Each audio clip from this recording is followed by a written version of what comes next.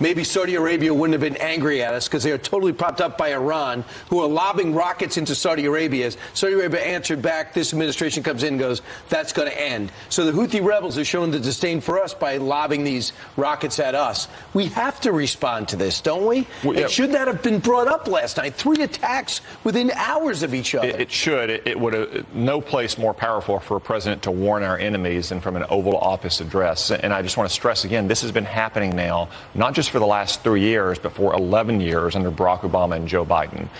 There have been Iran has taken attacks against American forces in the region. They've been largely unresponded to. The Secretary of Defense, under questioning by me earlier this year, acknowledged that since Joe Biden took office, there had been at least 83 attacks against Americans, only 4 responses. And every one of those responses was not against anything in Iran, only against those proxy groups that were striking our forces or our citizens, and only then usually against empty buildings. These attacks will continue, and Americans will die unless Joe Biden is perfectly clear that we will hold Iran directly responsible. Senator, this is what the president had to say last night. Let's watch.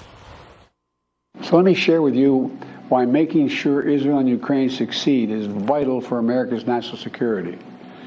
You know, history has taught us that when terrorists don't pay a price for their terror, when dictators don't pay a price for their aggression, they cause more chaos and death and more destruction. Iran is supporting Russia's in Ukraine, and it's supporting Hamas and other terrorist groups in the region, and will continue to hold them accountable, I might add. Was it forceful enough?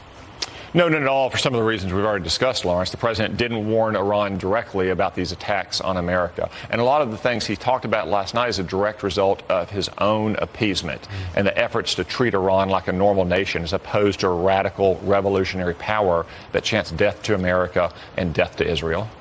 You know, when you look at what the president, how he wants to allocate money and aid to help Ukraine, last night he talked a lot about Ukraine. Ukraine war has been going on for almost 2 years. Israel was just blasted, and they're our partners, our allies. I thought he should have focused more on Israel instead of Ukraine. It wasn't the opportunity, the time we were talking about during the commercial break, to lump them together. But he talked about money. Look how much he's given to Ukraine compared to what he's giving to Israel. And he wants more. $60 billion for Ukraine, $14 billion for Israel. J.D. Vance made a good point. He said he is pleading with Congress to not use the war in Israel as a way to push funding for Ukraine. What are your thoughts? Well, I support Ukraine. I don't support Joe Biden's Ukraine policy because he's pussyfooted around for 20 months and not giving Ukraine what it needed to stop the war from starting in the first place or to win in the early days. That's why this war in Ukraine has dragged on.